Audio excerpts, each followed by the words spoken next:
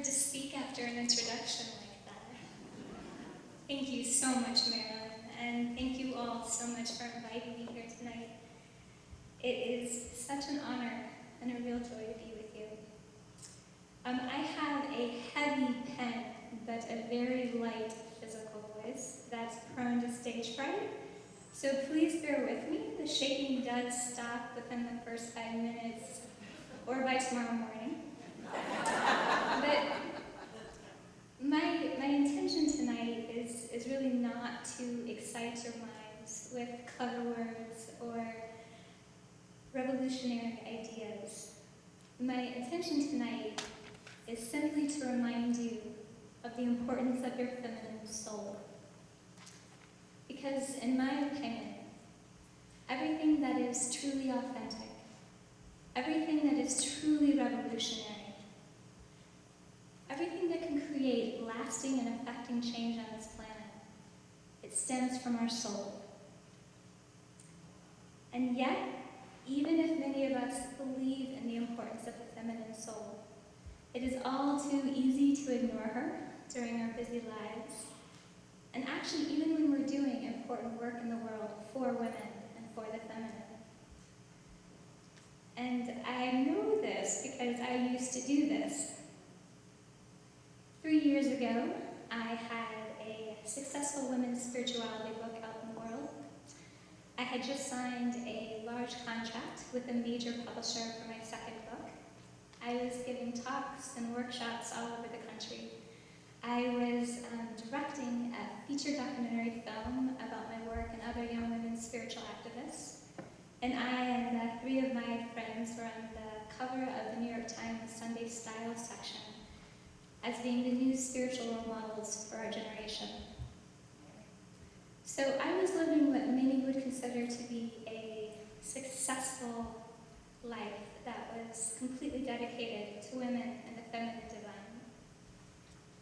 But then, my life as I knew it interrupted.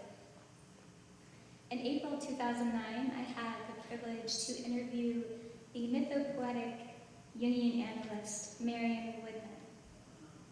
Her visionary work focuses on reawakening the feminine in our psyche, in our bodies, and on this planet. And something really interesting happened during this interview. Because when I asked Marian the very first question, when she started to respond, I started to cry. And I couldn't stop crying throughout the entire interview and for the rest of the night. My intense emotional response wasn't due so much to what she was saying, because I was very familiar with her work. But rather, it was due to the fact that I was sitting in front of a woman who had truly embodied her soul. Now, I know soul is a loaded term and it means different things to different people. But here are a few definitions that resonate quite strongly with my own experience. In Conscious Femininity, Marian Woodman says, "Soul to me means embodied essence. When we experience ourselves and others in our full humanity, part animal, part divine, healing comes through embodiment of the soul. The soul in matter is what I think the feminine side of God is all about. The feminine soul is what grounds us. It loves and accepts us in our totality." In her groundbreaking book, Dance of a Dissident Daughter, Suma Kidd writes, "When I use the term feminine soul, I'm referring to a woman's inner repository of divine feminine, her deep source, her natural instinct, guiding wisdom, and power. It is everything that keeps a woman powerful and grounded in herself, complete in herself, belonging to herself, and yet connected to all that is. Connection to this inner reality is a woman's most priceless experience." Now, while it's always difficult defining exactly what the soul is, most of us do know when we are feeling it and when we aren't. Sitting in front of Marian that sunny spring day in 2009, I felt the difference between us. Although I had passionately studied, talked, filmed, acted, and written about women and feminist spirituality for years, and even though I had always had a strong relationship with my feminine spirit, a more transcendent expression of the feminine divine, my soul, the more immanent expression of the divine feminine, I had lost somewhere along the way. As Bill Plotkin, author of Soulcraft, declares, the pull towards soul feels like an earthquake in the midst of your life. Yeah, it does. After my interview with Marian, the very foundations of myself, my spirituality, and my successful life were shaken to pieces. I knew that I could not continue helping other women or this planet until I faced and found my soul again. So that is what I've been doing the past 3 years. And as some of you might well know, it's extremely painful and incredibly humbling when we finally turn and face our soul. Because we immediately come face to face with all the subtle and not so subtle ways we have consciously and unconsciously abandoned her.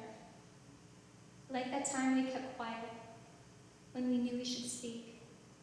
Like that time we said yes when we knew we should have said no. Like that time we took on that project despite the devastating toll it took on our body. Like that time we stayed in that relationship despite how unhealthy it felt. Like that time we followed the crowd instead of our inner guidance. As Bill Plotkin continues, in the Western world, many are called to live from the soul, but few respond. Entry into the life of the soul demands a steep price. What's that price? Falsity. Everything that is not authentic. You see, our souls don't pay attention to the opinions, ideas, beliefs, rules, trends given to us by external authorities, such as the media, politicians, fashion magazines, doctors, spiritual gurus. They don't seek approval, validation, or acceptance from external sources. They know that true power does not come from anything outside of us. True power comes from surrendering to the divine authority within us. Embodying our soul is about living from the inside out and requires that we ask ourselves on a daily, even an hourly, even a minute-to-minute basis, does this person, place, project, group, teacher, class, book, TV show, does this feel authentic to my soul? And then we have to bravely act on that answer. Based on answering these very questions in the last 3 years, I have broken contract with my big fancy publisher, fired my filmmaker, broke up with my boyfriend, and pulled away from about 95% of my professional and social life. I have let go of almost everything that didn't feel authentic to my soul.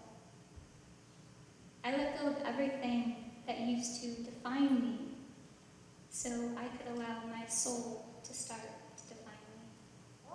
Right on.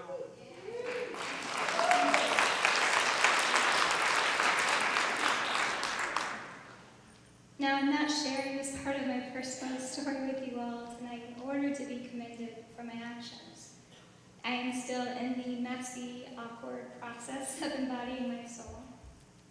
However, I am sharing a bit of my story with you all tonight because although each of our soul journeys are different, we have come to a place and time on this planet where we can't afford not to live through our souls. Marian Woodman says she's often asked, why indulge myself, talking, reading, or learning about or voicing my soul, when I may lose my job, my marriage, or when I can barely pay my bills? She answers, "The point is that the loss of soul connection may be the real cause of our anguished condition.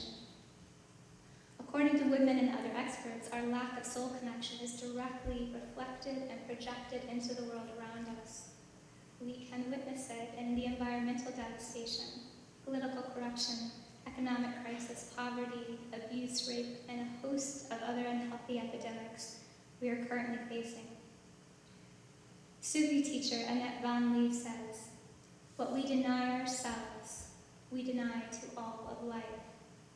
In denying the feminine soul her sacred power and purpose, we have impoverished life on personal and global levels in ways we do not understand."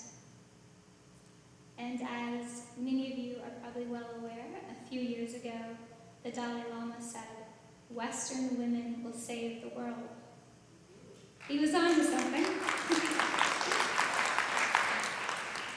Because many of us in the West are graced with the time and the means to embody our souls, it has become our sacred responsibility to do so.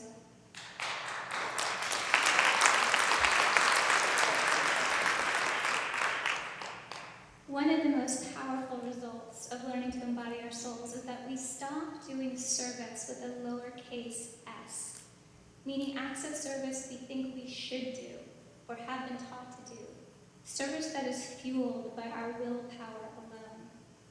And we start doing service with a capital S, meaning service we were specifically created to do. This gives us direct access to the universal life force that never runs out of energy. Service with a capital S is service no one else can do except us. That's right. Our soul knows our true purpose, not just our career, but that which will really nourish us, unleash our creativity, jumpstart our red hearts, set our eyelashes on fire, and truly shift this planet. Our soul is the holder of our unique gift.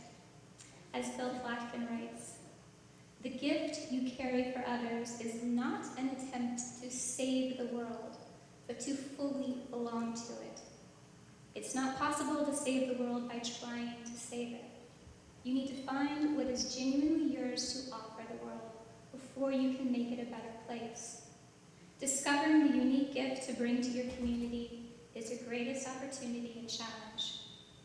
The offering of that gift, your true self, is the most you can do to love and serve the world, and it is all the world needs." So, there's another way for us Western women to approach this holy, heavy duty, and that's by using a simple, gratitude-filled perspective shift. It's not that we have to take the often arduous journey to embody our feminine souls in order to help save the planet. It's that we get to. Perhaps for the first time in history, we get to openly let her rip through us, which means we get to finally be our soulful, bodied, sensual, emotional, wise, passionate, erotic, silly, pissed off, beautiful, brilliant, badass, fiercely loving, divinely feminine selves, out loud and on purpose and full service to life.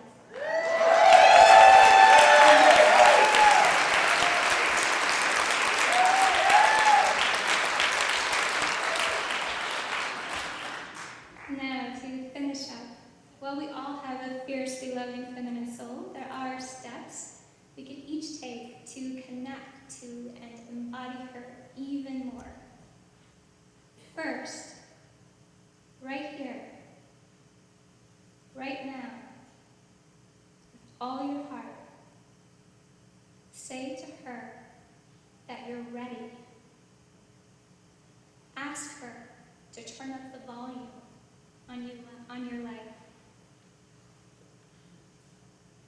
Listen to her when she calls you. Over time, you will learn to discern her voice from the myriad of other voices running around your mind and body.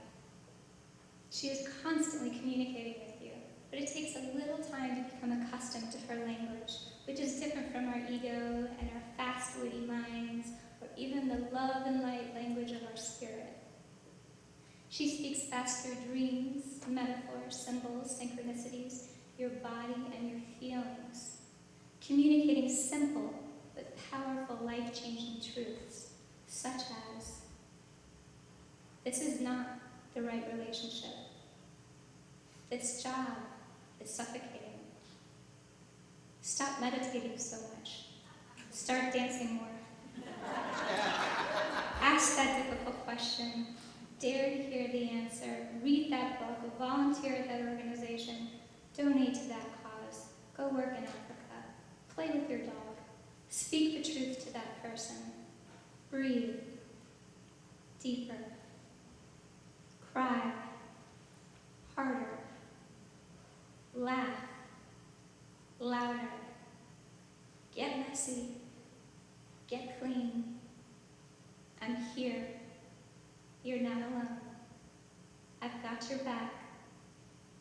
Remember, I'm here. Soon, your soul will start to feel like a palpable presence you are intimately a part of, and she of you, and you will start to invite her more and more into your body's awareness by sitting with her, dancing with her, moving and listening and speaking and touching and loving as her. As Terry Degner tells us in her electric book, The Divine Feminine Fire, as you become increasingly comfortable with these 3 steps, it becomes easier and easier to accomplish the 4th step. And this is to express her, to allow her to flow upwards and outwards from both the very depth and the very heart of your being. For the more you are willing to express her, the more she is to flow back into your life and fill you with her sweet grace once again. So this is the last way my feminine soul wants to express herself to you all tonight.